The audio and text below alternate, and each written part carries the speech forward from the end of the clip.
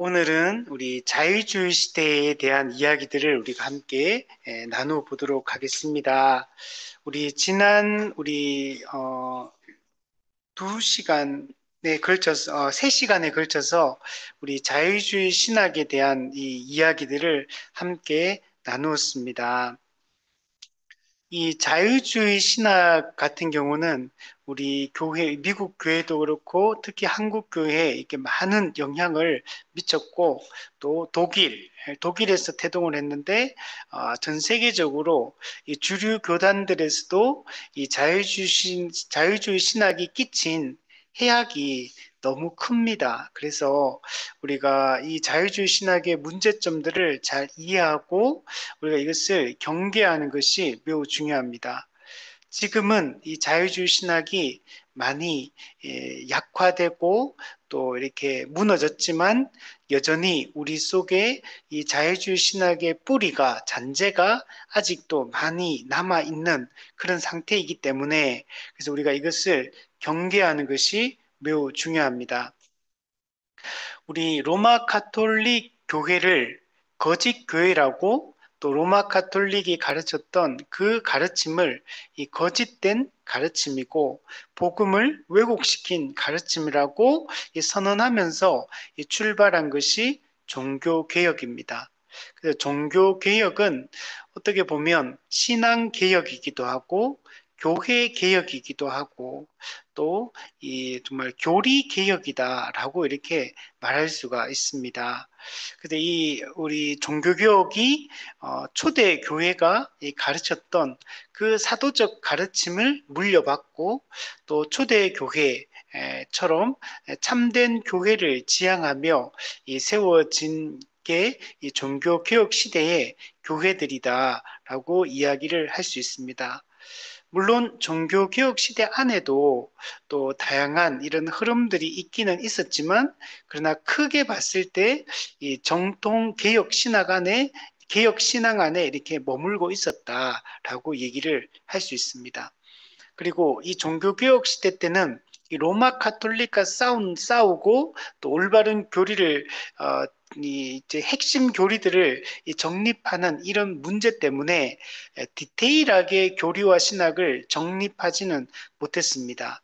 그래서 정통주의 시대 때 이 종교개혁의 유산을 물려받아서 신학을 체계적으로 정립하고 더 세밀하게 또 이렇게 세부적으로 교리를 정립하는 이런 시간들을 가졌습니다.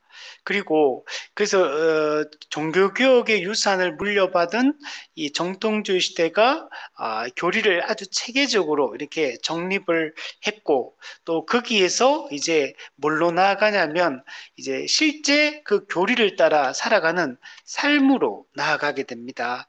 그래서 경건주의 시대 때의 관심은 이 정통 신학의 그 뿌리 위에 그 견고한 토대 위에서 정말 교회가 거룩하게 구별된 삶들을 살아가는 것에 초점을 맞춥니다. 거룩의 열매, 경건의 열매를 맺기를 힘쓰고 정말 살아있는 신앙을 갖기를 추구했던 시기가 경건주의 시대다라고 얘기할 수 있습니다. 이 정통주의 시대가 너무 정교하게 신학을 이렇게 정리하고 또 이런 교리적 논쟁을 하고 이렇게 하다가 나중에는 약간 이 후반부로 가면 조금 형식주의에 빠지게 됩니다. 예, 그래서 이 경건주의가 일어나면서 이 정통주의의 이 형식주의를 타파하고 정말 살아있는 신앙, 또 열정적인 신앙, 그리스도와의 개인적인 친밀함이 있는 이런 신앙을 추구하면서 이렇게 걸어갔던 시기가 경건주의 시대다라고 얘기할 수 있고, 근데 경건주의 시대 때는 정말 실제로 그리스도의 인격적 만남과 또 그리스도의 깊은 교제와 실천과 이런 것들을 강조하는 시기였습니다. 그래서 우리가 이제 따라가야 될 이 시기가 종교개혁 시대, 정통주의 시대, 또 경건주의 시대 이런 이 흐름들을 우리가 잘 이어나가는 게 좋습니다. 그리고 거기에 이제 더해서 영국과 미국 같은 경우는 대각성, 대부흥이 이제 또 일어나는 시기가 있습니다. 이 이제 그 당시 유럽 사회가 되게 합리주의 분위기였거든요. 합리주의라는 이 시대 사조 속에서 그 이전까지만 해도 신중심이었고 계시 중심이었던 이 사회가 갑자기 인간 중심, 또 이성 중심, 어, 이성과 합리성, 과학 이런 것들을 강조하는 시대로 이게 시대 분위기가 바뀝니다. 그 당시에 이제 이런 이게 그 합리주의 또 계몽주의 그리고 또 르네상스 문해 부흥 이런 거 막 일어나면서 인간 이성에 대한 이 강조점이 이렇게 생깁니다. 그러다 보니까 사람들이 이 전통적인 이런 생활, 신중심, 또 계시 중심의, 교회 중심의 이런 신앙생활에서, 이런 생활에서 이제는, 벗어나서, 정말 이제는 인간의 그 가능성, 또 인간의 능력, 인간의 선함, 이런 것들을 이렇게 의지하고 살아가는 그런 시대로 진입을 하게 됩니다. 그래서 이런 시대 분위기였기 때문에 교회와 또 말씀과 또 이 신앙생활 이런 것들은 되게 좀 이렇게 사람들이 싫어하고 좀 거부하고 좀 어리석은 것으로 치부하고 이런 사회적 분위기가 막 일어납니다. 이제 산업도 발달하고 과학도 발달하고 또 막 이런 낙관적인 이런 세계 분위기였기 때문에 그래서 되게 발전적인 진보적인 이런 사회 분위기였기 때문에 사람들은 거기에 영향을 받아서 점점 더 하나님으로부터 교회로부터 말씀으로부터 멀어지는 이런 분위기 속에 있었습니다. 이런 분위기 속에서 그래서 성령의 강권적인 역사로 이 부흥이 이제 일어나게 됩니다. 그래서 미국에도 영국에도 이 대부흥의 역사가 일어납니다. 그 이전까지는 그 목회자 중심 또 이렇게 양육 교육 중심 이렇게 해서 우리가 올바른 방향을 좀 잡아 나가는 방향이었다면 이 대각성 시대 같은 경우는 좀 다릅니다. 이런 분위기 속에서 성령의 강권적인 역사로 어, 성령의 주권적인 역사로 사람들의 마음이 이렇게 뒤집어지고 회개가 일어나고 정말 은혜를 사모하는 마음으로 이 분위기가 바뀌고 이런 그래서 엄청난 부흥의 역사가 일어나게 됩니다. 그래서 중요한 또 역할들을 하는 또 조나단 에드워즈나 또 요한 웨슬리 또 조지 휘필드 또 찰스 웨슬리 이런 사람들이 또 중요한 이 대부흥의 시대에 또 그런 역사들을 했습니다. 그래서 우리가 지금 걸어가야 될 길은 종교개혁, 정통주의 시대, 그다음에 경건주의 시대, 그다음에 대각성 시대 여기까지가 우리가 붙들어야 될 시대입니다. 그리고 그 이전으로 간다면 초기 교회. 이 초기 교회라고 할 때는 공의회가 그 올바른 공의회가 열렸던 그 시기까지만 얘기합니다. 그래서 한 400년대까지 요때까지는 그래도 교회가 좀 괜찮았어요. 그래서 그 초기 교회 그리고 종교개혁 시대 요 시대까지 지금 우리가 걸어가야 될 길은 바로 이 길이다. 이 길이 역사적 기독교가 걸어왔던 길이고 이 길을 우리 믿음의 선진들 이걸 옛길, 옛날부터 이렇게 쭉 걸어오던 예수님 때부터 이렇게 걸어오던 그 사도들 그리고 교부들 이렇게 쭉 이어져 오는 이 길을 이 옛길에 우리가 서서 살아가는 것이 중요합니다. 그래서 우리가 나쁜 전통 같은 거는 우리가 배제해야 되지만 또 교회 안에 역사적 기독교가 물려준 이 좋은 전통들을 우리가 잘 물려받고 이어받아서 우리 후대에 또 잘 연결시켜주는 이 작업, 신앙을 전수해주는 게 우리에게 매우 중요합니다. 자, 그래서 이런 대각성의 또 시대가 또 이게 지나가게 됩니다. 지나가고 나서 다시 그 합리주의적인 사회 분위기였기 때문에 이런 분위기 속에서 신앙이 점점 약화됩니다. 대각성의 시기도 이게 막 계속되는 게 아니기 때문에 그래서 다시 이 현대 사조, 이 시대의 사조 속에 사람들이 물들어서 점점 신앙을 잃어버리는 이런 시기로 진입해 들어가는데 그때 독일에서 어, 이런 합리주의적인 분위기 속에서 기독교를 어떻게 설명할까? 이 합리주의 시대는 기독교를 부정하고 기적, 초월성 이런 걸 다 부정하는 시기거든요. 성경도 부정하고 하나님도 부정하고 교회도 부정하고 이런 사회 분위기 속에서 어떻게 하면 기독교가 여전히 필요하다. 여전히 우리에게는 그리스도가 필요하다. 우리에게는 이 신앙생활이 필요하다라는 것들을 어떻게 접근해서 이들에게 그들을 설득할 것인가 이런 고민들을 많이 하던 찰나에 그러니까 그런 점점 신앙에서 멀어지는 사회 분위기 속에서 기독교의 필요성을 설명해내기 위해서 그 시대 사조 속에서 어떻게 해서든지 신앙생활이 필요하다는 걸 이야기하기 위해서 나온 게 바로 이 자유주의 신학입니다. 그러니까 자유주의 신학의 이 아버지라 불리는 이 슐라이어 마허 그리고 또 알브레이트 리츠 또 우리 오늘 보게 될 티빙겐 학파의 이런 또 이렇게 바우어 또 스트라우스 또 우리 빌헬름 또 헤르만 아돌프 하르낙 이런 자유주의 신학을 따르는 이 사람들도 무신론으로 우리가 가자. 당시 합리주의적 분위기 속에서는 그냥 무신론이 점점 더 득세하고 있는 이런 분위기였거든요. 이제 신앙은 필요 없다. 하나님도 필요 없고, 말씀도 필요 없고, 교회도 필요 없다. 라고 하는 이런 분위기 속에서 이 종교의 필요성, 기독교의 필요성을 역설하려고 자유주의 신학자들도 이야기를 했던 겁니다. 그러니까 이들도 그냥 기독교를 없애버리자, 기독교 필요 없다, 이런 이야기를 하려고 했던 게 아니고 기독교가 필요하다는 얘기를 하려고 하는 와중에 하는 얘기들인 거예요. 그래서 이런 측면에서 보면 이 자유주의 이런 신학이 나오게 된 그 시대적 배경을 우리 생각해 보면 또 충분히 또 납득되고 이해가 되는 측면이 있는 겁니다.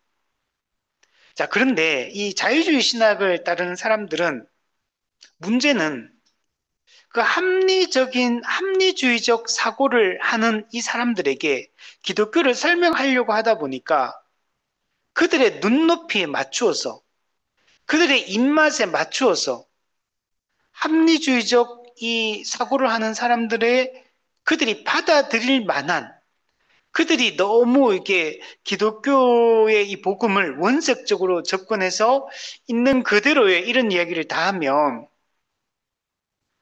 이런 이 이성의 아주 매우 이성적이고 합리적인 과학적인 이런 걸 중요하게 여기는 이런 사람들에게 기독교가 먹히지 않을 거라고 이제 생각을 한 거죠. 그래서 어떻게든 그들에게 기독교의 필요성을 역설하되 그들이 받아들일 만한 것을 중심으로 기독교를 설명하기 시작한 겁니다. 그러다 보니까 어떻게 되냐면 처음에는 기독교의 필요성을 설명하려고 시작이 되었는데 점점 갈수록 알맹이는 다 빠지고 빈 껍데기만 남는 겁니다. 우리가 기독교가 진리다, 성경이 진리다라고 얘기할 때 성경의 핵심 교리, 핵심 가르침들이 있는데 그런 것들이 이런 시대 사조 속에 살아가는 사람들한테는 이게 너무 맞지 않는 겁니다. 그러다 보니 이런 거 쏙 다 빼버린 거야. 그러니까 남는 껍데기는 매우 성경에 있는 가르침이 매우 인간적인, 인간 중심적인 이런 것들만 남게 되고 인간의 이성으로 받아들일 만한 거, 인간의 이성으로 이해할 수 있는 것들만 다 남게 되는 겁니다. 즉, 기독교를 재구성한 겁니다. 성경의 가르침을 재구성해서 이거는 하나님의 말씀이고 이것은 성경의 가르침이고 그리고 또 그렇지 않은 것들은 다 거부해버리고 그는 이게 그는 그 오류가 없는 그런 진리가 아니라고 이렇게 말하는 지경에까지 이르게 된 겁니다. 그래서 이런 신학적 흐름이 1799년에 그 슐라이어 마흐가 쓴 종교론, 거기서부터 시작해서 거의 1차 세계대전이 시작되면서 점차 이렇게 서서히 이제 약화되다가 2차 세계대전이 일어나면서 거의 자유주의 신학은 주류에서 이제는 밀려나게 됩니다. 물론 그렇다고 해서 없어진 건 아니지만 그 전까지는 거의 모든 주류 교단에 이 자유주의 신학이 들어가가지고 거의 한 7, 80%를 장악을 하고 있을 정도였거든요. 그 정도로 강력한 영향을 유럽 사회, 미국 사회에 이렇게 미쳤던 게 이 자유주의 신학입니다. 그리고 근데 핵심은 이 자유주의 신학은 실패했다는 거. 자유주의 신학은 생명력이 없다는 게 이미 증명이 된 겁니다. 그래서 그럼에도 불구하고 여전히 이 자유주의 신학의 영향은 아직도 교회 안에 많이 남아 있습니다. 이제 이런 것들을 우리가 주의하고 경계해야 될 필요성이 있고, 그러나 또 자유주의 신학이 우리에게 숙제를 안겨준 것들도 있어요. 그러나 자유주의 신학이 제일 잘한 건 뭐냐면 이 현대 시대 사조 속에서 어떻게 복음을 설명할 것인가, 이 사회 분위기 속에서 어떻게 기독교의 필요성, 예수 그리스도를 믿을 필요성을 설명해낼 것인가, 이런 고민들을 우리가 해야 됩니다. 그리고 이들이 강조했던 이 사회적 책임, 이 부분도 우리 기독교가 관심을 갖고 어떻게 우리가 어디까지, 어느 정도까지, 어느 선까지 우리가 이 사회적 문제에 교회가 접근해서 이 역할들을 해야 될 것인가, 이런 고민들을 우리가 남겨두고 있고, 또 여러 가지 또 자유주의 신학이 우리는 던져주는 숙제들이 있습니다. 그래서 이런 지점들은 우리가 또 충분히 고민하고 또 우리가 또 답을 찾아야 될 그런 영역들도 있다, 이렇게 말할 수 있습니다. 자, 우리 지난 시간에는 이 슐라이어 마흐에 대해서, 자유주의 신학의 아버지라 불리는 슐라이어 마흐에 대한 얘기를 했었고, 또 두 번째는 우리 리첼에 대한 이야기들을, 알브레이트 리첼에 대한 이 이야기들을 했습니다. 우리 알브레트 리첼 같은 경우는 윤리적 공동체로서 하나님 나라를 강조했다 그랬죠. 이 자유주의 신학이 하나님 나라를 강조합니다. 근데 여기서 말하는 이 하나님 나라가 성경이 말하는 우리 개혁 신앙을 가진 사람들이 이해하고 있는 이런 하나님 나라 개념하고 달라요. 어떤 이 사회에 윤리적 공동체를 세우는 거, 도덕적으로 탁월한 사회를 건설하는 거, 이게 하나님 나라라고 본 겁니다. 그래서 이들은 이 도덕적인 사회를 만들기 위해서 노력을 많이 해요. 그러다 보니까 이 사회적 책임, 이 사회 문제, 이런 여러 가지 이런 문제들에 대한 관심이 되게 많습니다.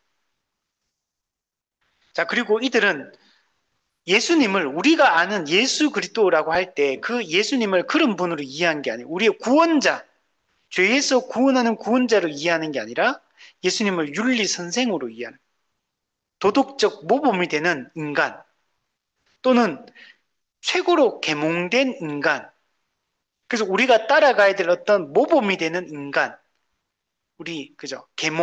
인간을 계몽해서 뭐 올바른 이 생각과 사상을 가지고 도덕적 사회를 만들어가는 거, 이제 이런 것들을 꿈꾸게 됩니다.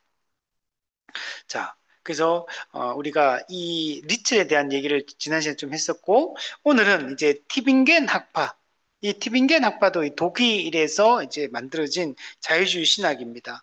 지난주에는 리첼 학파가 있었죠. 그리고 이제 티빙겐 학파에서 짧게 잠깐 우리 한번 설명해 보고, 그리고 이제 자유주의 신학 전체를 오늘 총정리하면서 그 의의를 한번 생각해 보도록 하겠습니다. 자, 우리 책을 보시면 우리 76페이지에 자유주의 신학 중에서 이 티빙겐 학파가 있습니다. 여기 유명한 두 인물이 있는데 바우어, 퍼디난드 크리스찬 바우어, 그리고 데이비드 프리드리 스트라우스, 바우어와 스트라우스, 이 인물들도 되게 유명한 이 자유주의 신학자들입니다. 첫 번째로 보면 티빙겐 대학교 신학부에서 정통적 신학 방법을 버리고 헤겔의 변증법적 철학을 적용하여 신학 작업을 한 학파가 이 티빙겐 학파다. 이 티빙겐 대학교가 있는데 그 대학교 안에 신학부가 있어요. 여기는 원래는 이 독일이 루터파, 루터가 이제 독일에서 종교개혁을 일으켰잖아요. 그래서 루터파 정통주의가 아주 강력한 주류를 형성하고 있는 게 이 독일이거든요. 그래서 이 루터파 이 정통주의자들도 개혁파 정통주의와 칼빈을 따르는 개혁파 정통주의와 거의 신학적으로 되게 조금 다른 면이 있지만 그냥 정통 신앙 안에서 이렇게 신앙을 하고 있고, 그리고 성경에 대한 관점, 교회에 대한 관점, 하나님 나라에 대한 관점, 이런 것들이 이게 똑같습니다. 그래서 올바른 이 정통적 신학 방법을 사용해서 이렇게 말씀을 가르치고 교회와 하나님 나라를 가르치고 이렇게 했는데, 근데 이 티빙겐 대학교, 우리 이 티빙겐 대학교 지난주에 이제 리처를 할 때도 봤잖아요. 이 티빙겐 대학교에서 신학부에서 정통적 신학 방법을 버리고 헤겔의 변증법적 철학을 이용해 가지고 신학 작업을 한 거. 그래서 신학을 재구성을 하는 겁니다. 우리 헤겔 철학자 헤겔에 대해서 지난주 잠깐 얘기했지만 헤겔은 정반합, 이제 정반합을 통해 가지고 어떤 진리를 설명하는 방식을 취하는데, 이 튜빙겐 대학부 신학부에서 이 헤겔의 변증법적 철학을 적용해서 신학 작업을 어떻게 했냐면, 예를 들면 이런 겁니다. 이들이 주장했던 중요한 내용인데, 원래 기독교는 예수님을 중심으로 한 유대적 기독교가 원래 있었다. 이게 정입니다. 반. 근데 그 이후에 바울을 중심으로 한 이방 기독교가 생겼다. 반. 합. 이 유대 기독교와 예수님을 중심으로 한 유대 기독교와 바울을 중심으로 한 이방 기독교가 합쳐져서 오늘날의 현대 기독교가 되었다. 이게 합. 정반합. 이런 정반합의 이런 방식으로 이 신학을 전개를 했던 겁니다. 그러니까 이 튜빙겐 학파 같은 경우는 이 기독교를 어떻게 보냐면 역사적인 발전 과정으로 보는 거예요. 역사 속에서 기독교가 정반합의 과정을 통해서 기독교가 발전해 왔다, 이렇게 보는 겁니다. 리첼이 이 튜빙겐 학파의 영향을 많이 받습니다. 그래서 리첼이 초기에는 이 튜빙겐 학파의 이 헤겔의 이런 변증법적 이 신학 방법, 이 방법에 푹 빠져가지고 이걸 막 따릅니다, 리첼이. 그러다가 나중에는 리첼이 이거 잘못됐다, 그러면서 이 튜빙겐 학파에서 리첼이 나오게 됩니다. 왜 나왔냐면 이 지금 튜빙겐 학파가 이야기하는 신학 방법의 이 정반합의 이 신학 방법은 실제로 관찰되거나 또는 경험되거나 이런 게 아니라는 거예요. 실험되거나 과학적으로 증명된 이런 게 아니라는 거예요. 이거는 정반합, 이거는 관념적인 거다. 관념적으로 추론해서 이론적으로 이 지금 진리를 설명하는 방식이지, 실제로 이 진리라고 말하는 것들이 경험되어진 것도 아니고 이게 과학적으로 증명된 것도 아니고 이런 거기 때문에 이거는 잘못됐다, 이렇게 주장을 하면서 리첼은 여기서 빠져나오게 됩니다. 그래서 리첼은 그 이후부터 어떻게 하냐면 이런 헤겔의 정반합, 관념적인 이런 추론 방법, 이론적인 추론 방법, 여기서 벗어나서 실증주의적 신학 작업.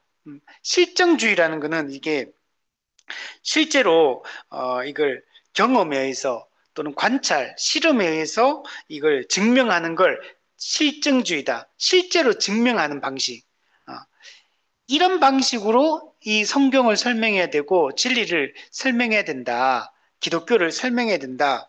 이제 이렇게 주장을 하면서 리첼 같은 경우는 빠져나오게 됩니다. 그러나 이제 티빙겐 학파의 이 바우어와 이 스트라우스 같은 경우는 이들은 철저한 해결주의자예요. 해겔의 이 정반합 철학을 이 정반합 신학 방법으로 이제 가지고 와서 신학 작업을 계속했던 곳이 바로 이 티빙겐 학파다라고 이야기를 할 수 있습니다. 자, 핵심은 그거요. 예, 티빙겐 학파는 그죠? 이런 관념적인 신학 작업이 아니라 이론적인 신학 작업이 아니라 실증적 아니 그 리첼이 그런 방법이었고 티빙겐 학파는 해겔의 변증법적 철학 작업을 통해서 신학 작업을 추구했던 학파다 이렇게 말할 수가 있습니다. 자, 두 주요한 학자가 있는데 첫 번째는 퍼디난드 바우어. 우리 앞서 지난주에도 봤지만 자유주의 신학은 성경 비평, 성서 비평 또는 역사 비평 또는 문서 비평이라는 이런 방식으로 성경을 이제 이야기합니다. 우리는 성경을 어떻게 믿냐면 초자연적 계시, 특별 계시, 하나님이 인간에게 내려주신 초자연적 계시, 하나님의 정확무오한 하나님의 오류가 없는 말씀, 우리는 이렇게 이해해요. 근데 이 자유주의 신학자들은 성경관이 달라요. 이 전통적 성경관을 거부하고 성경은 그냥 단지 역사적 문서다. 옛날부터 쭉 이렇게 내려오는 역사적 문서다. 그래서 이 역사적 문서가 이게 기록되게 된 배경이 있고 또 이것을 기록한 인간 저자들이 있고 또 그리고 성경은 다양한 책들이 있잖아요. 이게 편집되는 과정이 있다. 편집 과정이 있다. 그걸 통해 가지고 이런 성경이 만들어지게 되었다. 예수님과 기독교가 복음이 재구성되게 되었다. 이렇게 보는 겁니다. 그러니까 이들은 자유주의 신학자들은 성경을 정확무오한 살아계신 하나님의 말씀, 초자연적 계시를 통해 주어진 하나님의 말씀으로 이들은 믿지 않는 겁니다. 그 자유주의 신학에 가면 무슨 문서 비평해가지고 뭐 P 문서, J 문서 막 이래가지고 그 문서 작업을 막 해가지고 이거는 하나의 말씀, 이건 하나의 말씀이 아니고 이거는 빼야 되고 이거는 그 냅둬도 괜찮고 이런 식으로 성경을 쪼개버립니다. 그래서 저도 이제 신대원 다닐 때 이 문서 비평, 성서 비평, 이거 우리는 이제 보수교단이기 때문에 이걸 가르치지 않아요. 근데 이제 이런 자유주의자들에 대해서 공부할 때 이런 것들 막 얘기를 들었어요. 저도 들었는데 처음에는 이게 뭔 말인지 도무지 이해가 안 되더라고요. 뭐 제 문서다, P 문서다, 뭐 문서 비평이다, 성경 비평이다. 그래서 막 이렇게 하니까 도대체 무슨 말인지 모르겠던데, 그러니까 그냥 쉽게 얘기하면 성경을 진리로 안 보는 겁니다. 하나님의 말씀을 안 보는 거고 성경에 있는 그대로 우리처럼 이렇게 성령의 영감에 의해 기록된 정확무오한 하나님의 말씀 이렇게 보지 않는다. 성경은 역사적 발전 과정 속에서 형성된 그냥 문서에 불과한 겁니다. 그래서 성경주의 그러니까 마음대로 막 재단해 버리는 거예요. 성경을. 이거는 그래서 나중에 보면 알겠지. 이 비신화와 성경에 있는 기적, 초자연적 요소 다 빼버려 그냥. 이거는 우리 못 믿는다, 받아들일 수 없다. 그리고 인간의 이성으로, 경험으로, 합리성으로, 과학으로 우리가 인정할 만한 것들 이런 것들만 딱 남겨둔 거야. 그러니까 성경이 어떤 초월적인 그런 진리를 이야기하는 이런 게 아니고 그냥 좋은 윤리적, 도덕적 책, 도덕책 이 정도로 그냥 변질돼 버린 겁니다. 그래서 성경에 뭐 예수님이든 성경의 다양한 인물들 이것들도 자기들이 문자적으로 문법적으로 있는 그대로를 받아들이는 게 아니고 자기 다 재해석해버려. 예수님조차도 재해석해서 그래서 다 바꿔버리는 게 이들입니다. 그리고 또 하나가 이들은 역사적 예수를 강조합니다. 이거는 리첼도 마찬가지였죠. 역사적 예수라는 이게 자유주의 신학의 대표적 주장이거든요. 쉽게 얘기하면 실제 예수님하고 그 교회가 믿고 있는 예수님이 다르다는 거예요. 실제 역사 속에 존재했던 살았던 그 예수님하고 그 역사적 예수하고 우리가 믿는 신앙의 예수, 교회가 믿고 신앙 고백하는 그 신앙의 예수가 다르다고 이렇게 보는 겁니다. 그래서 우리가 가지고 있는 신앙의 예수, 우리가 교리적으로 이해하고 있는 그 예수님은 다 버리고 역사적 예수, 성경에서 예수님의 초자연적이고 기적적인 부분 다 빼고 예수님의 윤리 도덕적인 가르침들 있잖아요. 그런 것들만 인간적인 측면, 그런 것 위대한 선생, 도덕 선생으로 보기 때문에 그런 것만 딱 남겨서 예수님을 재구성한 거예요. 예수님은 초월자, 구원자 이런 분이 아니에요. 그냥 계몽된 인간, 최고로 가장 계몽된 인간, 윤리 도덕 선생, 윤리적 관점으로 다 이해를 해버리는 겁니다. 그리고 이 예수님의 이 가르침을 따라 사람이 도덕적으로 변화되고 사회가 진보하고 이렇게 되는 게 그게 하나님 나라가 이루어지는 거라고 이렇게 생각을 하는 겁니다. 그래서 이런 성서 비평 또 역사적 예수 이런 것들을 이제 강조한 곳이 바로 이 티빙겐 학파라고 이야기를 할 수 있습니다. 자, 그리고 두 번째는 스트라우스. 이 스트라우스는 제가 이제 옛날에 신대원 다닐 때 공부했던 것 중에 딱 이 스트라우스에 대해서 다른 거는 기억이 안 나는데 이 사람이 쓴 유명한 책이 있어요. 예수의 생애. 그리고 이 사람이 예수의 생애를 통해서 이 사람 강조했던 거 역사적 예수. 신앙의 예수와 역사적 예수는 구분돼야 된다.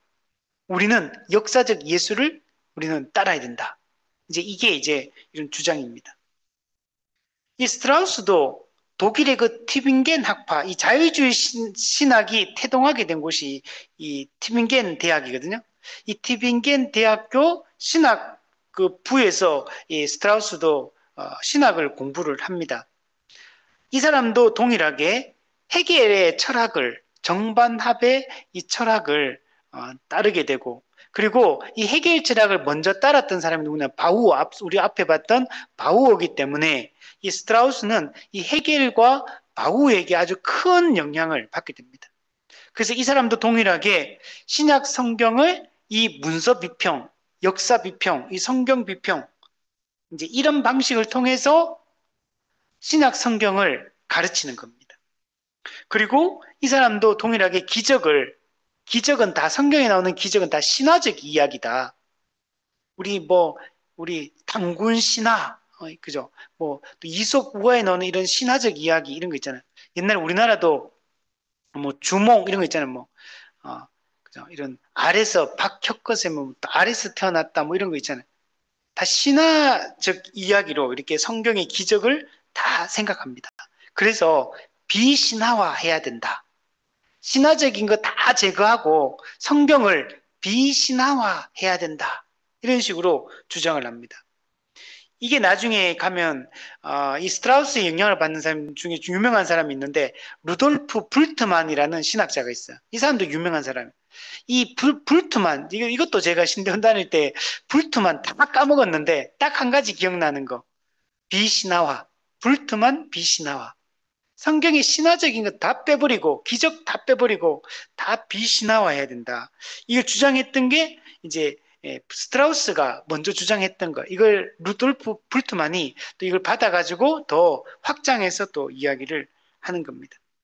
그 성경에 어떤 기적적인 얘기 이런 거 있을 때 그걸 진짜로 받아들이면 안 되고 거기서 어떤 상징적 의미, 어떤 종교적 의미 뭐 이런 것들만 그냥 우리가 유추해서 이제 의미적으로만 받아들여야 되지 그 실제로 받아들이면 안 된다 이런 식으로 이야기를 합니다. 이 스트라우스가 아주 영향을 많이 끼치는 사람이 앞서 얘기했던 루돌프 불트만하고 또 유명한 사람이 있어요. 이 사람은 우리도 아는 사람이에요. 알베르트 슈바이처. 우리 슈바이처 박사. 우리 많이 들어봤잖아요. 슈바이처.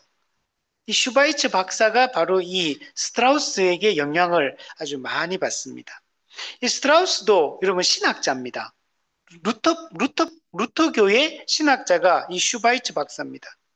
이 사람은 엄청난 재능이 많은 사람이에요. 이 사람은 음악에 아주 조예가 깊습니다. 그래서 우리 바흐 있잖아요. 바흐 음악가.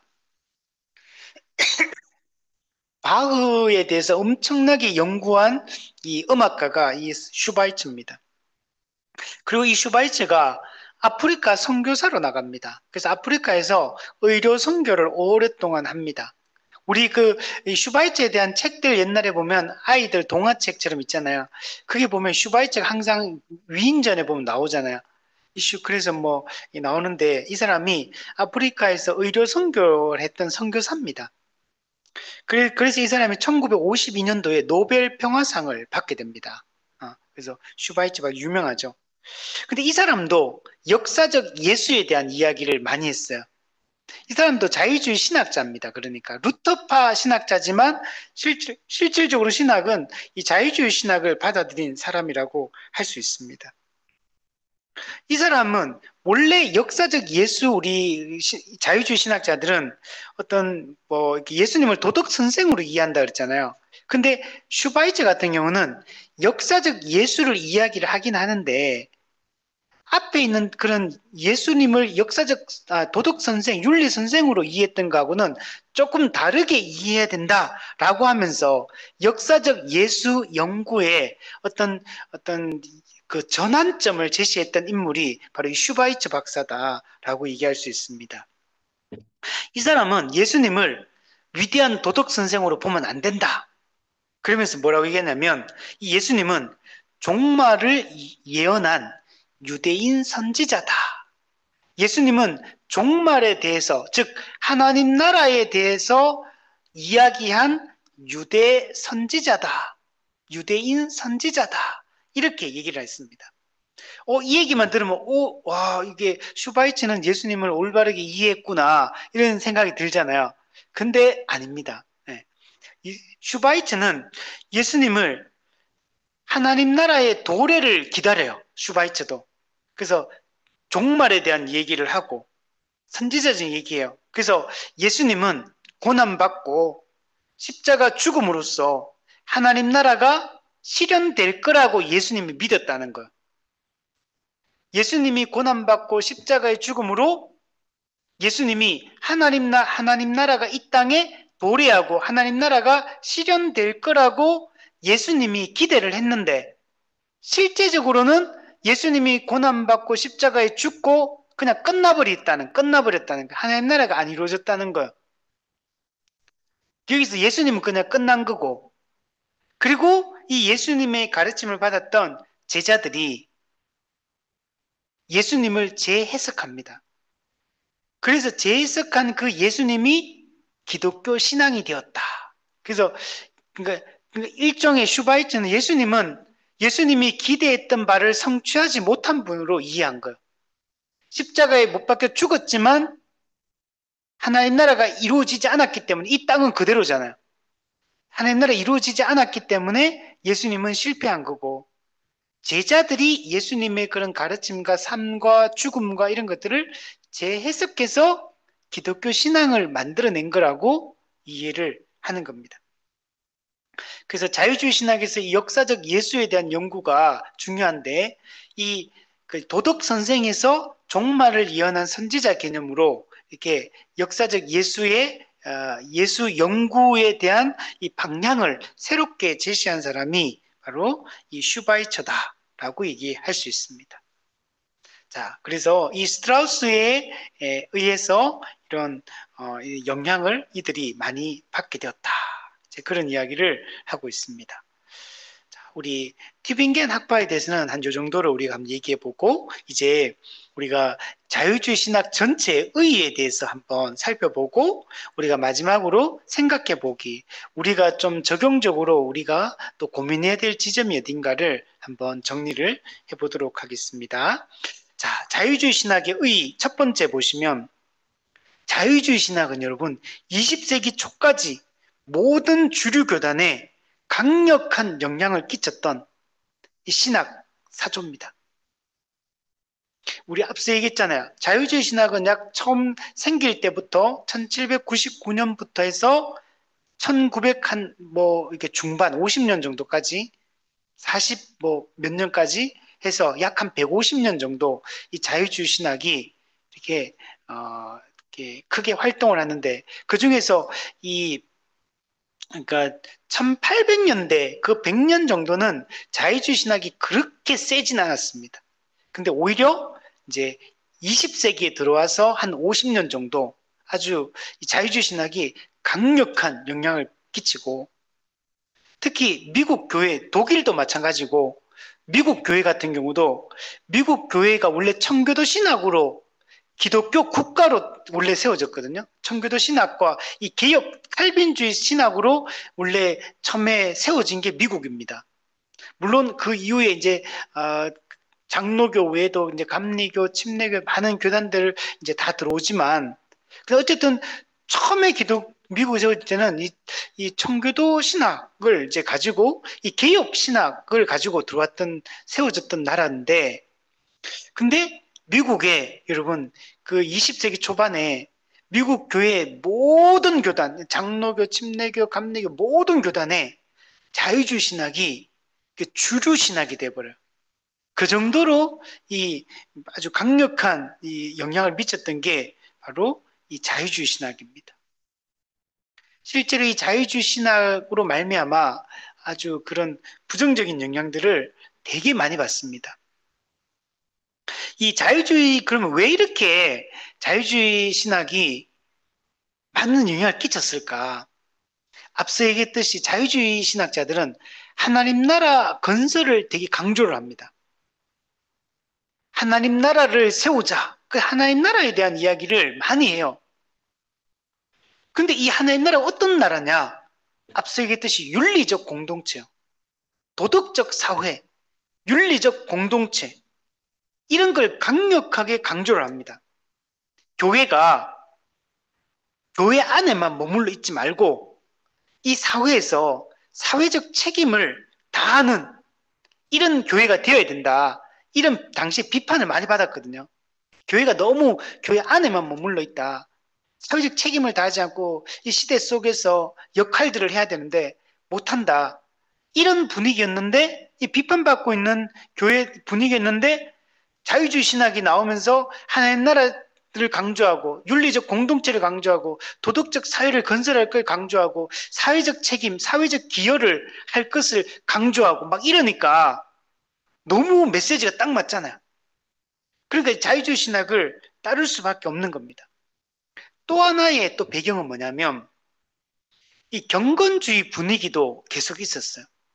여러분, 경건주의 시대의 분위기는 그 당시 어때서 형식적 정통주의의 형식주의를 타파하고 실제로 말씀대로 살아내고 실제로 세계 선교를 감당하고 실제로 가난한 자를 돕고, 그죠? 이 사회를 더 이게 살기 좋은 이런 이 사회로 이렇게 만들어 갈 것을 이 경건주의도 이런 걸 강조하거든요.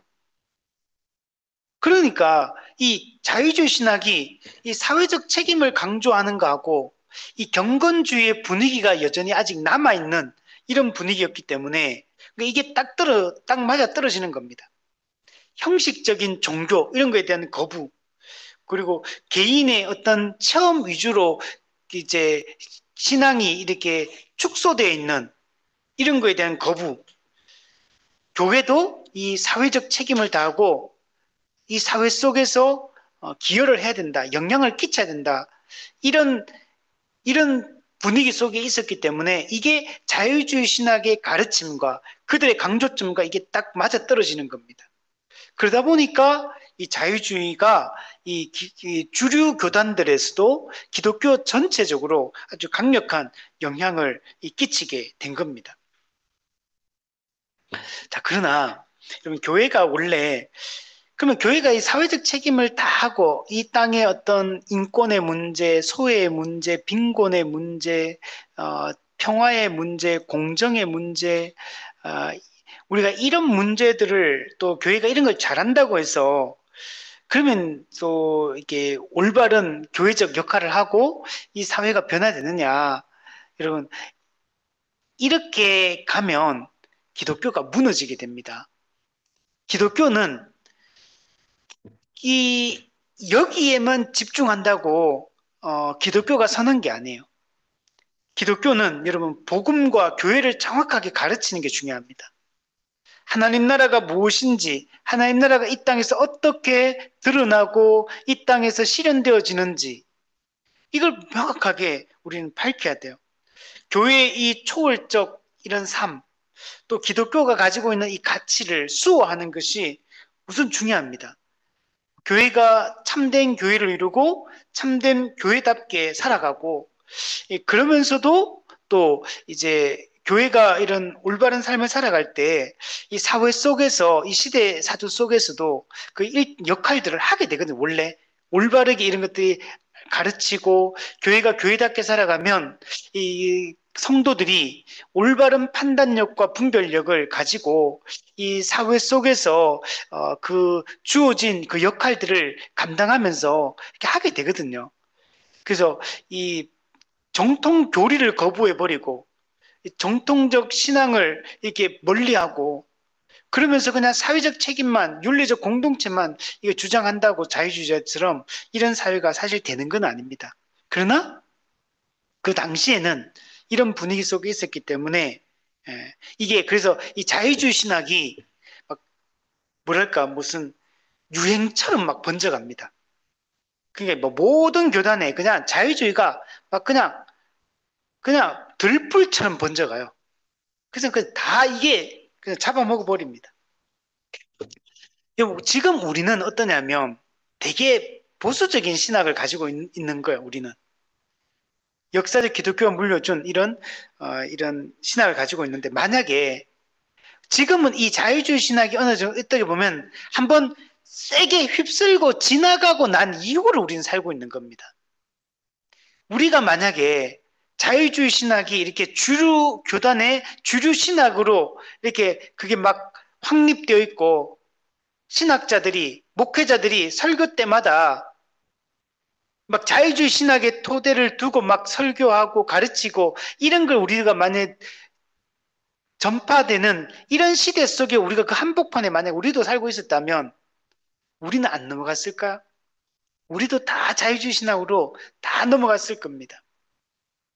우리 지난번에 얘기했었잖아요. 이용 목사님이 우리 이제 자유주의 신학을 주류 신학으로 가르치는 그 교단에서 간사 활동을 하면서 이제 성경을 이제 신학생들이 가르칠 때 1학년 딱 들어올 때는 사람들이 되게 정상적인 이 신학에 대한 걸 가지고 있다가 2학기가 되고 이런 걸 막 학교에서 배우기 시작하고 나서 이제 그 2학기 모임에 딱 오면 이제 그런 신학들을 자유주의 신학에 기초한 이야기들을 막 성경 해석들을 막 하기 시작하더라. 이게 경험적으로 그런 것들을 많이 겪었었다. 우리가 만약에 이런 자유주의 신학의 이런 토대 속에 왜냐면 목사님이 매주 이런 설교를 해요. 이런 데 기반해서 그러면 성도들이 여기 넘어가게 돼 있어요. 그래서 우리가 오늘날 정말 이런 것들을 좀 경계할 필요가 있는 겁니다. 그러면 정통교회는 괜찮으냐? 그럼 정통교회도 사실 제대로 어, 말은 이제 정통 교리를 따르고 또 올바른 우리가 성경을 또 하나의 말씀으로 믿는다 이렇게 말하지만 또 우리도 제대로 교리를 가르치지 않고 또 그냥 막 우리도 막 그렇잖아요. 교리를 가르치고 말씀을 가르치고 막 성도를 양육하고 올바른 판단력을 갖게 하고 이렇게 하는 게 아니고 막 교회도 요즘 어떻습니까? 막 어떤 체험, 신비, 감정 이런 거 막 북돋워서 막 교회를 막 으쌰으쌰 하는 분위기 막 이렇게 막 만들어가고 막 찬양으로 마음 찬양을 통해 가지고 막 사람들의 감정에 호소하고 이런 거 엄청 많잖아요, 사실은. 그리고 막 기도는 중요한데 그 기도의 내용이나 기도를 통해서 교회를 이끌어가는 이 방식들이 매우 이런 이렇게 좋지 않은 이런 분위기를 띄우려고 하고 교회를 세우려고 하는 그러면서 그게 되게 실용주의적인 인간의 그 어떤 그 기복 신앙을 자극하고 또, 또 인간의 어떤 이게 감정적인 이런 감정주의 이런 것들을 자극하고 신비주의를 자극하고 이런 방식으로 막 교회를 이끌어가는 것도 많잖아요. 그래서 이런 것들도 우리가 되게 조심을 해야 될 부분입니다. 우리 밑에 한번 보시면 그래서 20세기까지 주류교대 강력한 힘을 짓는데 이 합리주의 시대의 교회의 대답, 그죠? 이 자유주의 신학 자체가 이거죠.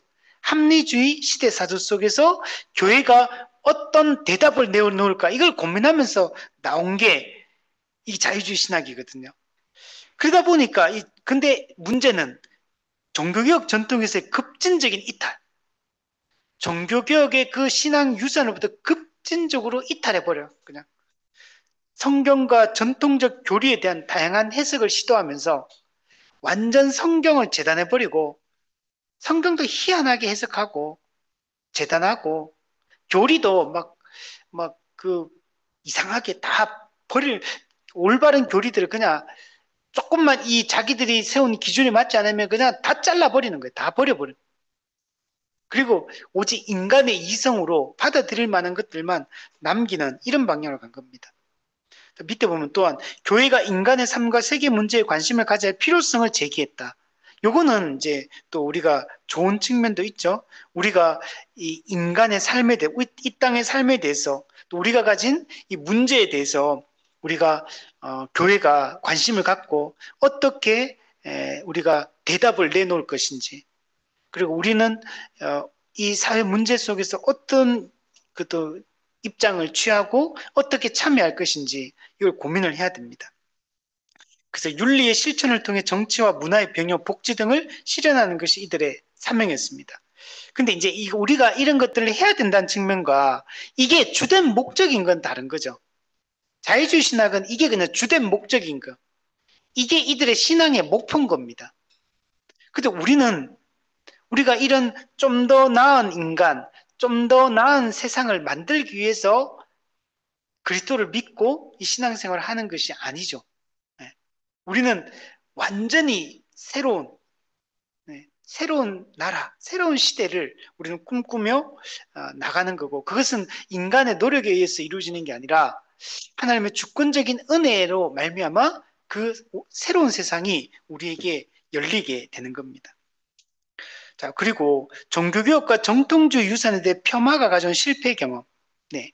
종교개혁, 정통주의 신학의 유산들을 완전히 다 폄하하고 배제시키고 거부하고 버립니다.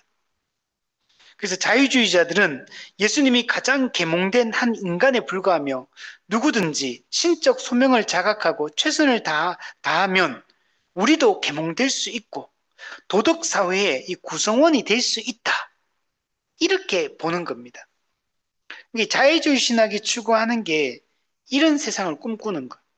예수님에 대한 이해도 여러분 잘못됐고요. 그리고 우리가 예수님을 믿고 그리스도와 연합해서 우리가 그리스도의 성품을 본받고 신의 성품에 참여하고 그리고 또 이게 다른 거예요, 이런 게. 우리가 정통 신학에서 이해하는 바와는 이 기독론도 다르고요. 인간론도 다르고 그리스도 또 우리 교회론도 다르고 종말론도 다르고 다 달라요, 여기는. 그리고 그들이 꿈꾸는 도덕 사회, 윤리 공동체 이게 하나님 나라가 이루어진 상태가 되는 거야. 이거는 이 땅의 수많은 사람들이 유토피아를 꿈꿨죠. 그 유토피아적 세계하고 이건 아무런 차이가 여러분 없는 겁니다. 그래서 우리가 이거는 자유주의 신학이 꿈꾸는 것들은 성경이 이야기하는 올바른 가르침이라고 볼 수 없는 겁니다. 이번에 보면 이 자유주의 신학은 1차 세계대전 이후에 서서히 쇠락해서 2차 세계대전이 끝나면 거의 이제 사라진다, 약화되게 됩니다. 급속하게 약화가 되게 됩니다. 왜냐하면 세계대전으로 이성과 진보에 대한 낙관주의가 붕괴돼 버린 거예요. 이 자유주의 신학은 인간의 이성을 신뢰하고 인간의 이 과학의 발전, 산업의 발전 이런 것도 되게 중요시 여기고 이상적인 윤리적 사회를 만드는 것에 관심이 있었고 그래서 좀 낙관론을 가지고 있어요. 이 유럽 사회 전체가 그랬어요. 그래서 계속 그런 방향으로 계속 걸어 나갔는데 이게 완전히 깨어지게 된 게 이 세계 대전이 일어나면서 그런 겁니다. 이들은 이성을 통해 과학을 통해 이 사회는 점점 발전될 것이고 유토피아가 건설될 것이라고 이들은 꿈꾸고 기다렸는데 고대했는데 그 결과는 뭐냐면 세계 대전이 일어난 거예요. 그리고 핵폭탄을 막 만들고 그리고 막 사람을 죽이고 인간의 이 이성을 믿을 수가 없는 거예요. 인간 자체를 믿을 수가 없고 인간의 이성을 믿을 수가 없는 겁니다. 인간은 전혀 이성적이지도 않고 인간은 전혀 선한 존재도 아니라는 것을 발견하게 되는 거예요. 이전까지는 과학이 발전하고 산업이 발전하고 되게 좋게 생각했는데 이 과학의 발전, 이 사회의 진보, 이게 꼭 좋은 건 아니구나라는 걸 깨닫게 돼요. 이제까지는 낙관적인 이 생각을 가지고 계속 사회가 발전하는 게 좋은 거라고 생각했는데 과학이 발전되면 좋은 거라고 생각했는데 그 결과가 1차, 2차 세계대전인 거. 수많은 사람들이 죽고 수많은 사람들이 고통당하는 것을 보면서 이 낙관적인 이성과 진보에 대한 낙관주의가 붕괴하게 이러면 된 겁니다. 그래서 여기서 이제는 막 벗어나려고 하고 여기에 대한 회의주의가 이제 생기게 된 거. 그러면서도 또 여전히 또 이 생각에서 못 벗어나요. 여전히 이성과 과학과 합리성을 추종합니다. 이게 효력이 다 있다는 걸, 이성으로 안 된다는 걸 경험했음에도 불구하고, 근데 또다시 또 이성을 또 추종하는 이런 문제점을 보입니다. 이 자유주의 신학을 이게 득세하고 있었는데, 여기에 대해 반발하면서 일어난 두 운동이 있는데, 하나가 신정통주의, 그리고 또 하나가 근본주의 운동. 이 두 가지가 이제 일어나면서 자유주의는 또 급속하게 쇠락을 하게 됩니다. 칼 바르트, 칼 바르트를 중심으로 한 신정통주의, 우리 정통주의 시대가 있어. 우리가 따라가야 될. 근데 이제 자유주의 시대 이런 게 다 무너지니까 다시 정통주의로 돌아가자. 그래서 신정통주의, 칼 바르트. 그리고 또 미국에서는 이 자유주의 신학이 막 득세했다 그랬잖아요. 여기에 대한 반작용으로 이들이 문제점이 많다는 걸 알고 교회가 근본주의, 기독교의 핵심 진리를 고수하자. 자유주의에 대해서 이걸 자유주의를 우리가 물리치고 기독교의 근본 진리를 우리가 다시 붙들자. 이게 근본주의 운동입니다. 그래서 이 두 개가 이제 일어나면서 자유주의는 급속하게 약화가 되게 됩니다. 신정통주의, 칼바르트의 신정통주의 같은 경우는 그들이 볼 때는 자유주의 신학이 이성을 지나치게 강조하고 있다. 반면에 성경은 너무 단순하게 해석한다. 여기에 대해서 비판하는 겁니다. 반대합니다. 그러면서 하나님의 말씀인 하나님의 계시, 하나님의 말씀이 중요하다. 이걸 강조하고 하나님의 초월성을 또 강조하기 시작합니다. 하나님의 계시와 또 그 초월성을 강조하면서 신정통주의가 이렇게 생기게 됩니다. 또 이들이 볼 때는 자유주의 신학은 인간의 죄성에 대해서 말하지 않는다. 그리고 하나님의 초월성에 대해서도 충분히 설명을 못하고 있다. 인간의 죄성과 하나님의 초월성. 그래서 여기에 대해서 반기를 든 겁니다. 그러면서 이 칼바르트 같은 경우에는 신정통주의자들은 뭘 강조하냐면 하나님의 말씀을 강조합니다. 하나님의 초월성을 강조합니다. 하나님의 주권을 강조합니다. 인간의 죄성과 인간의 타락을 강조합니다. 예수 그리스도를 통해서 계시가 이제 충분히 주어졌음을 강조합니다. 자, 이런 얘기 들으면 야, 자유주의 신학 이런 거 다 부정하는데 여기에 대해 반대하면서 우리가 다시 성경으로 돌아가자. 다시 하나님의 초월성과 주권을 의지하자. 말씀을 다시 붙들자. 너무 좋잖아요. 그래서 이 칼바르트의 신정통주의를 통해서 이 자유주의 신학이 무너지게 됩니다. 근데 이제 신정통주의도 우리가 앞으로 공부하게 되는데, 근데 여기도 너무 나가버려요. 또 자유주의 신학을 반대하고 이런 걸 강조했다는 측면에서는 분명히 장점이 있어요. 그래서 대단한 일을 한 게 맞고, 칼바르트도 대단한 인물이고, 그렇지만 또 이들의 가르침이 우리 종교개혁과 정통주의 신학에서 가르쳤던 그에서는 또 더 나가버립니다. 그래서 신정통주의도 우리가 받아들일 수는 없어요. 그래서 어떤 문제점들을 가지고 있습니다. 미국을 중심으로 한 이 근본주의 운동도 자유주의 신학에 대한 반발로 일어납니다. 그래서 성경에 이들이 우리 아까 얘기했지만 자유주의 신학은 그 성경을 역사적 문서로 보면서 막 자기 마음대로 잘라버리고 재단하고 한다 그랬잖아요. 성경의 무호성 이런 걸 인정하지 않는다 그랬잖아요. 영감성, 무호성 인정하지 않아요. 근데 근본주의는 이 자유주의 신학에 반대함이 일어났기 때문에 성경의 절대적 권위를 강조합니다. 이거는 아주 잘한 거죠. 그리고 기독교의 핵심 교리를 철저히 수호해야 된다. 이런 걸 강조합니다. 그래서 근본주의가 5가지의 핵심 교리를 강조하는데 그게 뭐냐면 첫 번째 성경의 무호성, 성경은 오류가 없다. 이걸 강조하고 두 번째 예수님은 동정녀를 통해 성령으로 잉태되어 동정녀를 통해 성육신하셨다. 이걸 붙잡아야 된다. 세 번째, 예수님은 십자가에 죽으셨는데 예수님의 죽음은 대속적 죽음이다. 이것도 올바른 거죠. 그리고 예수님은 죽음으로 끝난 게 아니라 부활하셨다. 이걸 강조합니다. 왜냐하면 자유주의 신학은 예수님의 부활도 부정하거든요.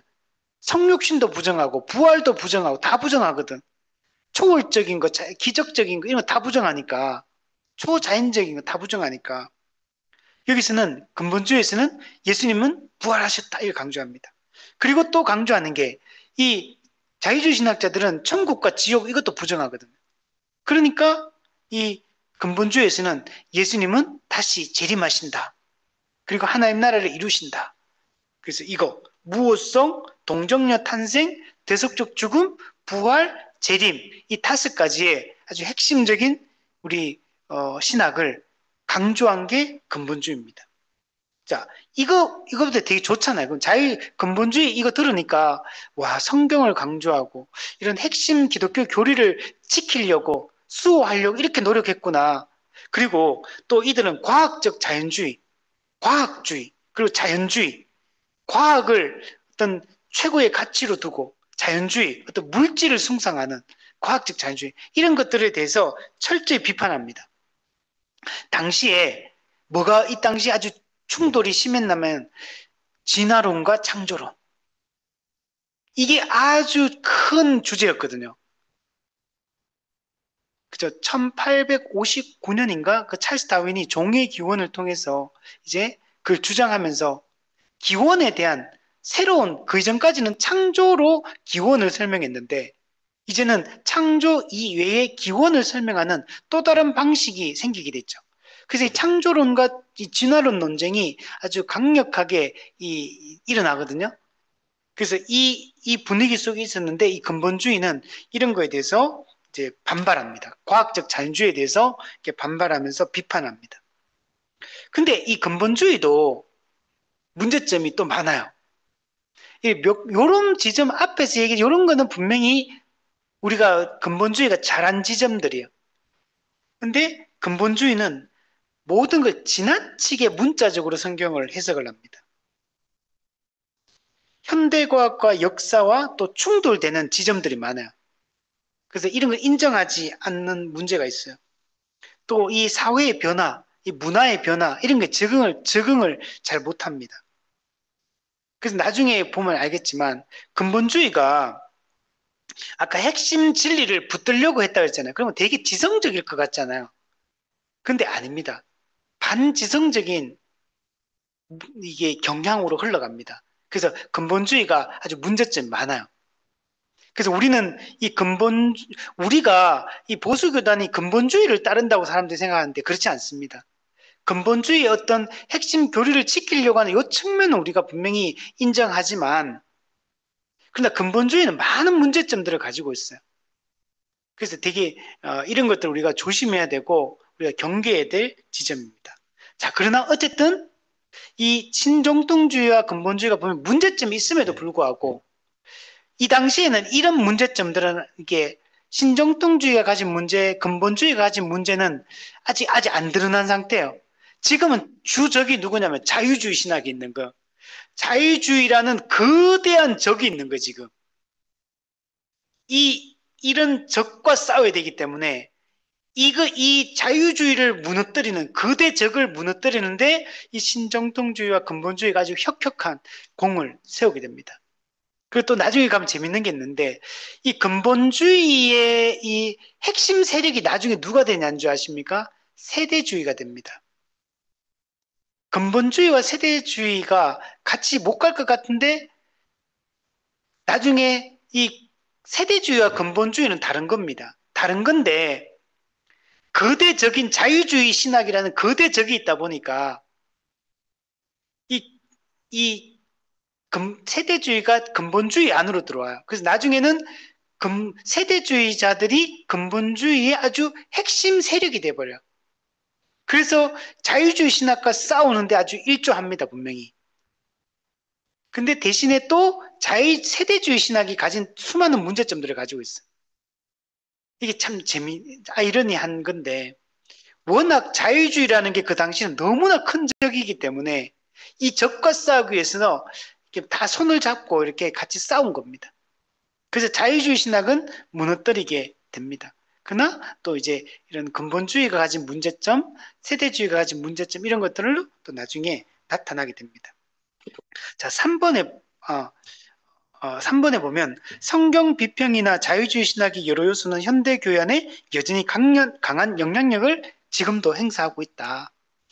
그 자유주의 신학은 분명히 신학계에서는 주류 신학에서는 지금 이제 주류 신학이 아닙니다. 지금 이제 약화돼서 자유주의 신학은 되게 소수 신학이에요. 지금은. 그러나 자유주의 신학이 가진 영향은 여전히 많이 남아있어요.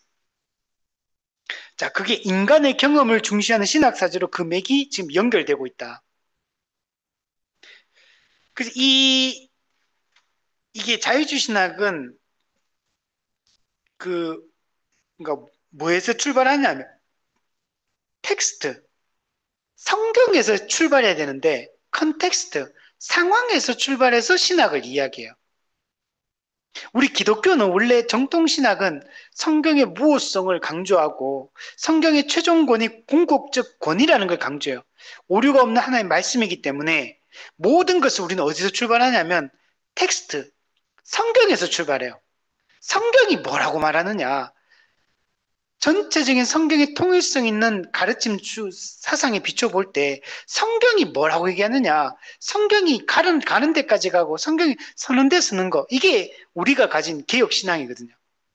성경의 최종 권위를 강조를 하고 있는데, 근데 여기서는 그게 아닌 겁니다. 이 자유주의 신학이 지금 그 맥이 어떻게 영향을 미치냐면, 컨텍스트, 상황에서 신학을 이야기해요. 그래서 거기서 나오는 게 뭐냐면, 밑에 보시면, 남미에서 있었던 해방신학, 어떤 해방돼야 된다. 어떤 억압받고 압제받고 이러잖아요. 그 해방신학. 이게 나중에 한국으로 들어오면 뭐냐면 민중신학. 그래서 독재와 싸우고 이런 거 할 때 민중신학자들이 되게 많았어요. 또 여성신학. 또 이렇게 사신신학 이런 것들이 나옵니다. 사신신학이란 말은 신은 죽었다는 거예요. 기독교는 더 이상 신의 이야기가 되면 안 된다 이런 겁니다. 기독교의 초월성을 부정하고 내재성만 강조하면서 이게 그러면서 뭐라면 내가 예수다 이렇게 내가 예수다 이렇게까지 주장합니다. 또 여기서 요즘 많이 나오는 게 뭐냐면 환경신학, 환경에 대한 거, 생태신학 또는 환경신학, 그리고 흑인신학, 인종차별을 많이 받는 흑인신학, 또 요즘에 많이 나오는 동성애 관련된 퀴어신학, 그리고 요즘에 또 많이 득세하는 게 뭐냐, 많이 나오는 게 동물신학, 요즘 자주 등장하는 게 동물신학, 동물에 대한 동물의 어떤 그 권리 이런 걸 강조하는 동물신학, 또 뭐 과정신학, 전부 이런 건 뭐냐요? 전부 다 이게 상황에서 출발하는 거예요. 현실의 상황의 문제를 해결하는데 성경의 성경을 가지고 와가지고 이 문제를 해결해. 인권의 문제, 동물의 문제, 환경의 문제, 여성의 문제, 해방의 문제, 정치적 해방의 문제, 이런 걸 가지고 다 신학이라 다 붙이는 거예요. 그러니까 앞으로 나오면 여러 가지 많이 나올 거예요. 뭐 AI 신학, 뭐 이런 것도 무슨, 하여튼 뭐 붙이면 다 신학인 거예요, 그냥. 그러니까 성경 텍스트에 출발한 게 아니에요. 이런 게 전부 다 자유주의 신학에 나오는 겁니다. 그러면 퀴어 신학 이런 거, 동물 신학 이런 거, 뭐 우리가 받아들이기 힘든 거 되게 많아요. 음. 근데 이런 것들이 기독교의 하나님을 믿는다고 하는 성경을 가지고 이런 문제들에 대해서 성경에서 답을 찾아서 성경을 이렇게 답을 제시하려고 하는 이런 것들이 되게 많습니다. 이런 것도 다 자유주의 신학의 영향이다. 자, 옆에 보면 19세기 복음주의자들의 등장과 20세기 자유주의적인 에큐메니칼 운동이 이제 일어나게 됩니다. 그럼 자유주의 이전에는 모두가 복음주의자입니다. 우리는 다 복음주의자예요. 복음을 믿고 따르는 사람들이잖아요. 그래서 종교개혁 시대 정통주의, 경건주의, 대각성 운동 전부 다 복음주의자들입니다. 근데 이제 19세기 자유주의 이후에는 복음주의자를 구분할 필요성이 생기게 된 겁니다. 원래 자유주의가 거의 모든 교단의 주류를 차지하고 있다 그랬잖아요. 그런데 이제는 자유주의 이후에는 겉으로 볼 때는 자유주의, 아니, 다 똑같은 복음주의자 같은데, 근데 내면에 들어가 보면 차이점이 너무 많은 거예요. 그래서 이제는 구분할 필요성이 생긴 겁니다. 그래서 영국에서 이 복음주의 모임을 형성합니다. 복음주의 연맹. 영국에서 시작이 됩니다. 그래서 영국에는 원래 성공회, 영국 국교회도 있고, 침례교도 있고, 장로교도 있고, 이런 다양한 교파들이 있거든요. 근데 이런 교파들이 다 연합해가지고, 개신교 안에 있는 이런 교파들이 연합해가지고, 영국에서 이런 자유주의자들과 대별되어지는 복음주의 연맹을 형성해서 이렇게 이 복음주의를 우리가 믿고 따르자. 그래서 이걸 영국에서 우선 결성이 됩니다. 그리고 나서 1846년 데스양 양편의 복음주의자들은 상호 교제와 신앙적 연합을 위한 복음주의 연맹이란 단체를 결성하게 됩니다. 복음주의 연맹. 처음에는 영국의 이 기독교 확산 그리고 조직화를 위해서 이 복음주의 연맹이 일어섰고 교파를 넘어서서 함께 협력하자 그리고 사회적 책임을 다하고 사회적으로 우리가 기여를 하자 이런 목적으로 만들어진 겁니다. 되게 좋은 목적으로 만들어지게 된 거예요. 성교, 구호활동, 교육, 의료 이런 거 되게 강조하고 또 사회적 어떤 역할, 교파 간의 협력 이런 것들 강조하면서 이 복음주의 영국에서 연맹이 결성되었고 이게 나중에 1951년도에 스위스 제네바 칼빈이 활동했던 그 스위스 제네바에서 세계 복음주의 연맹이 결성이 됩니다.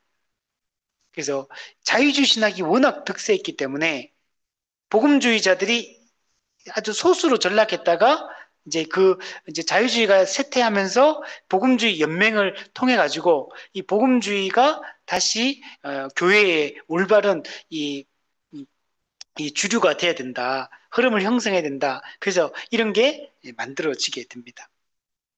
그런데 20세기의 기독교 연합운동, 에큐메니칼 운동이 일어나게 됩니다. 일치운동. 이게 원래 시초는 1910년 에딘버러에서 열린 세계 선교 대회가 영국에서 열렸는데 이때 기독교가 연합하자. 기독교가 일치하자. 모든 교파를 초월해서 교단과 교파를 초월해서 기독교가 일치하자. 그래서 에큐메니칼 운동이 일어납니다. 그래서 에큐메니칼 운동에 참여했던 초기에는 모든 사람이 복음주의자였습니다. 그러니까 에큐메니칼 운동이 처음부터 잘못된 게 아니에요. 처음에는 기독교 안에 교파와 교단들이 다 일치하고 연합해서 우리가 함께 이 복음을 위해서 살아가자. 교회가 하나가 되고 전 세계의 교회가 하나가 되고 열방에 복음을 전파하고 하나님의 나라를 실현하자. 이게 이제 원래 에큐메니칼 운동의 원래 정신이에요. 사회적 책임을 강조하고 교회 간의 연합을 강조하고 교회 개혁을 강조합니다. 사랑과 정의를 이제 실천할 것을 강조합니다. 교리적 논쟁을 피하고 공동의 목표를 위해서 함께 협력해서 교회가 나아가자. 이거 지금 우리가 다 꿈꾸는 거잖아요. 이렇게 하려고 했었던 거. 세계 복음주의 연맹도 이런 거 하려고 했던 거고 에큐메니칼 운동도 이런 거 하려고 하는 거. 우리 막 이런 얘기 많이 하잖아요. 뭐 천주교는 탄압이 잘 되고 위에서부터 탁 일사불란하게 움직이는데 기독교는 이렇게 각자 자기 팔 흔들고 이렇게 하고 교단은 왜 이렇게 많고 교회는 이렇게 하나가 안 되고 다 목소리가 다 다르고 그래서 그게 교회도 이렇게 중앙 집권식으로 천주교처럼 이렇게 했으면 좋겠다 뭐 이런 얘기들 많이 하잖아요. 근데 기독교는 그렇게 될 수가 없어. 우리 1차적으로 그렇게 되는 게 불가능하고 또 그렇게 되는 게 옳은 게 아닙니다. 그렇게 옳은 게 아니고 그러나 기독교가 우리가 해야 될 거는 교회 간에 이런 연합하는 건 중요합니다. 교파 간에 올바른 개신교 핵심 진리들을 우리가 함께 가지고 있는 개신교 안에서 교파 간의 연합과 일치 하나 되어서 함께 복음을 위해서 교회를 위해서 살아가는 것들은 우리에게 꼭 필요한 일이에요. 근데 지금은 이런 것들이 안 되게 게 이제 현재 문제인 겁니다.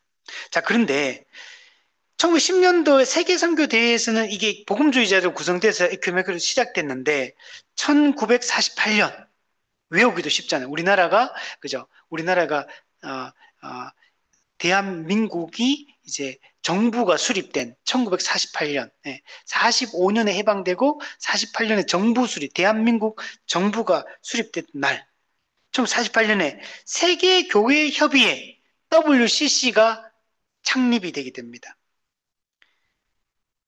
이 처음에는 이게 이제 그래도 괜찮았어요. 좀 이제 올바르게 가려고 했었는데 점점 자유주의 신학자들이 득세를 하게 됩니다.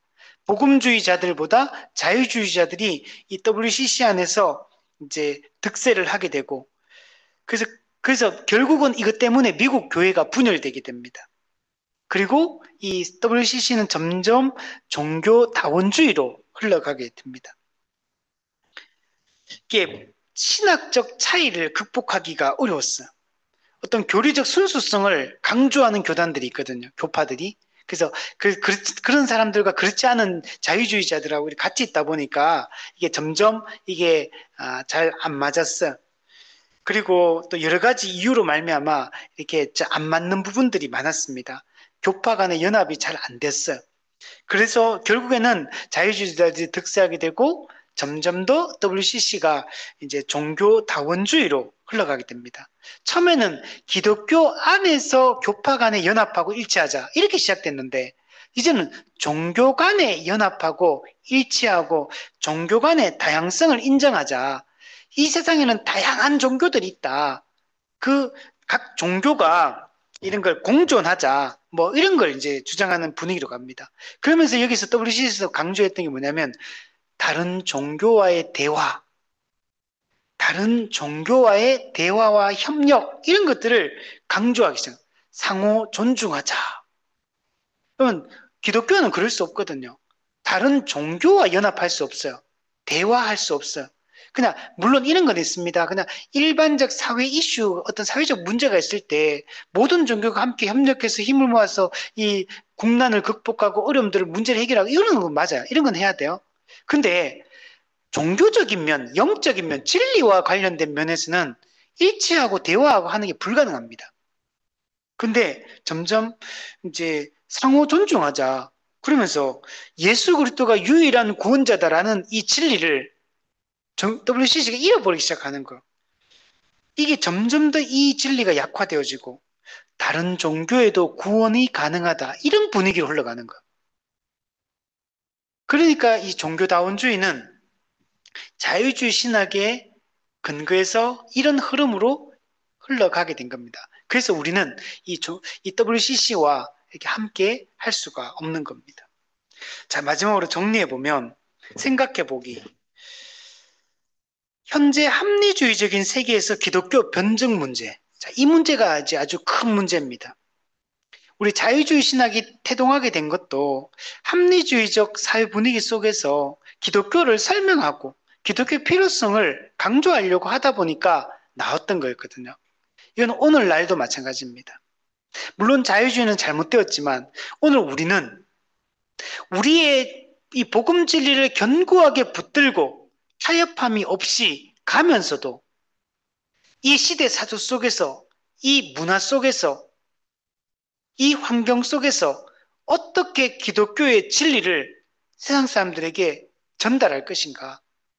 어떻게 기독교의 진리를 그들에게 변증할 것인가? 그리고 어떻게 그들을 구원할 것인가? 교회가 어디까지 접근할 것인가? 어떻게 할 것인가? 이 고민을 해야 되는 거예요. 어쩌면 한국 교회는 현재 너무 이 고민을 우리가 안 했던 거예요.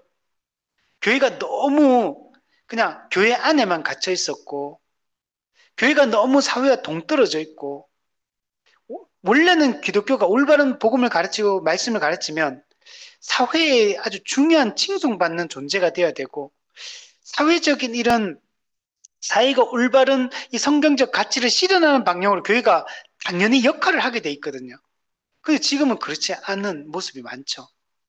이거는 그 교회가 복음을 올바르게 가르치지 못한 거고, 이런 문제에 있어서 올바른 관점을 정립하지 못하고 접근하지 못했기 때문에 생긴 문제입니다.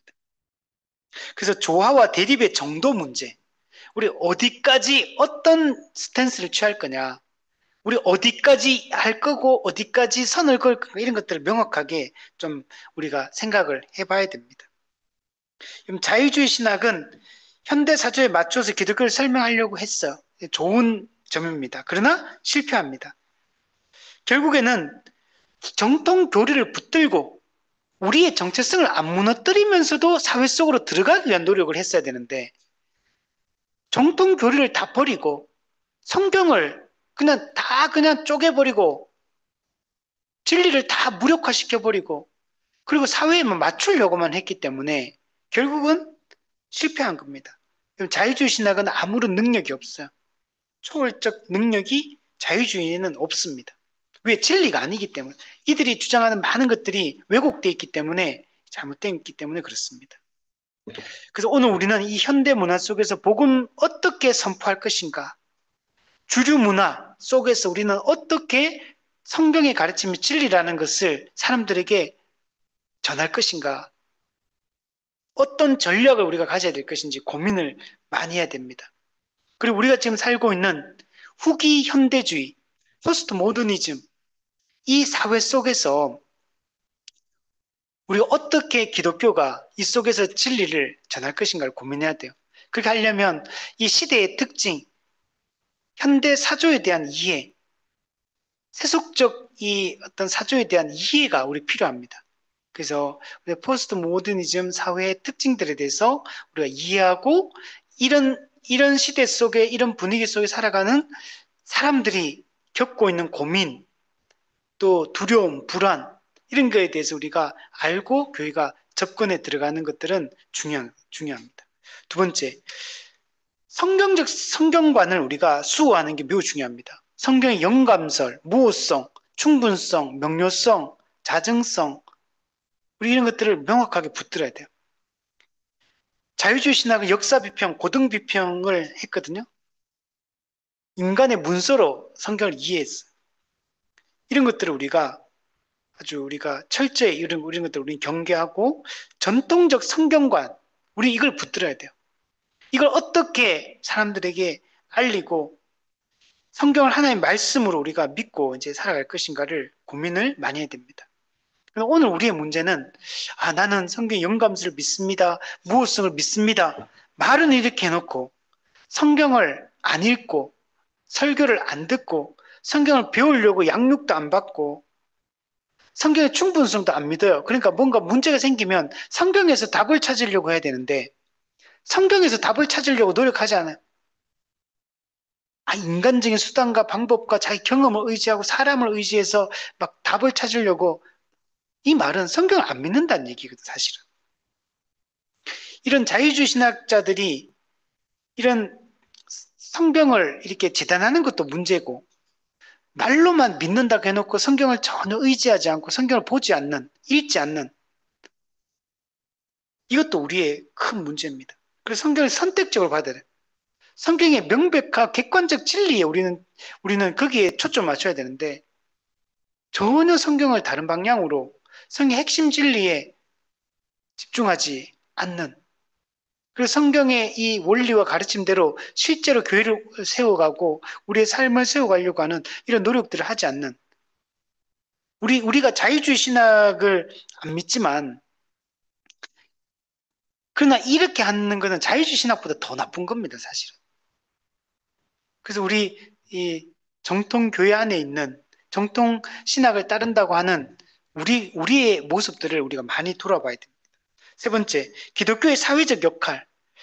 자유주의 신학이 여기에 대한 관심을 많이 가졌고 또 우리도 우리가 다시 이제 이걸 붙들어야 됩니다. 복음적 관점에서 우리는 교회 사회적 역할이 어떤 거여야 되는지 깊이 고민을 해야 됩니다.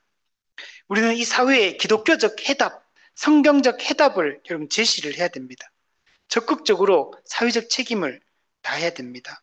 사회와 인간의 재 문제에 대한 성경적 해답을 우리가 내놓을 수 있어야 됩니다. 오늘날 기독교가 비판받는 이유도 이런 역할에 거의 실패하고 있기 때문에 그래요. 그 사람들이 기독교의 효용성에 대해 필요성에 대해서 전혀 인식을 하지 못하는 기독교 신뢰도 8%에 이제는 이게 떨어진 이런 모습으로 된 이유가 성경이 어떤 이 사회 문제에 해답을 내놓아야 되는데 해답을 제시를 안 하는 거죠. 어떤 사람은 교회는 이런 사회적 문제에 개입해서는 안 된다 이런 생각을 가진 사람들도 있고 또 자유주의자들은 너무 여기에만 천착하는 문제도 있고 그리고 또 뭐 올바른 복음주의자라고 하는 사람들은 그냥 적당히 그냥 중간에 서서 그냥 적당히 여기도 욕 안 먹고 여기도 욕 안 먹는 이런 모습으로 이제 답은 제시하고 명확하게 성경적으로 어떻게 판단을 해야 되는지 성경적 기준점을 제시해야 되는데 그런 것들은 판단하지 않고 이런 문제점들이 다 가지고 있는 겁니다. 마지막으로 네 번째 하나님 나라 운동의 문제. 우리가 올바른 정통신학에서 이야기하는 하나님 나라 신학 우리 이걸 추구하고 이걸 꿈꿔야 되는데 지금 요즘에 이 하나님 나라 운동하는 이런 데 보면 이런 자유주의 신학에 근거해서 하나님 나라 운동이 어떤 사회 개혁 쪽으로 이제 이게 그냥 나가요. 이게 하나님 나라 운동이라고 생각하는 거예요. 이건 하나님 나라 운동이 아닙니다. 이건 자유주의 신학자 얘기하는 하나님 나라는 윤리 공동체를 세우는 거다. 도덕적 사회를 세우는 거다. 그거하고 똑같은 거예요. 우리는 이 땅에 기독교적 가치를 실현하기 위해서 공정과 정의와 평등과 그죠? 평화와 인권과 이런 것도 우리 다 관심을 가져야 되는 게 맞아요. 우리 이걸 위해서 힘써야 되는 게 맞지만 그 자체가 하나님 나라 운동은 아니라는 거예요. 근데 오늘날 이런 것들이 하나님 나라 운동이라고 막 이런 것들을 막 하거든요. 그래서 막 이런 거 하는 사람은 되게 깨어 있는 사람, 의식 있는 사람이라고 생각하고 막 교회 이야기하고 복음 이야기하고 막 신앙생활 이야기하고 이런 거 얘기하면 막 뭔가 좀 뒤떨어지는 세련되지 못한 기독교인 이렇게 인식을 한다는 거. 여러분 그렇지 않다는 거. 그래서 우리는 맨 밑에 보면 교회와 하나님 나라에 대한 올바른 이해를 갖는 게 중요합니다. 여러분, 교회가 하나님 나라 현시예요. 우리가 올바른 교회를 세우고 올바른 이 성경적 교회를 세우고 참된 교회 속에서 그 진리에 기반해서 이 복음적 삶을 살아가는 교회적 삶을 살아가는 이걸 통해서 이 사회의 기독교 가치를 실현하는 것. 그리고 각 개개인의 성도들은 이 성경적 세계관을 무장해서 그가 속한 그 삶의 영역 속에서 직장에서 가정에서 사회에서 그 속에서 기독교적 생각을 가지고 가치를 가지고 거기서 말하고 행동하고 액션을 취하고 그러면서 영향을 미치는 거예요. 그래서 우리가 이 하나님 나라에 대한 개념, 하나님 나라 운동을 한다는 게 뭘 의미하는지 이걸 정확하게 이해할 필요가 있어.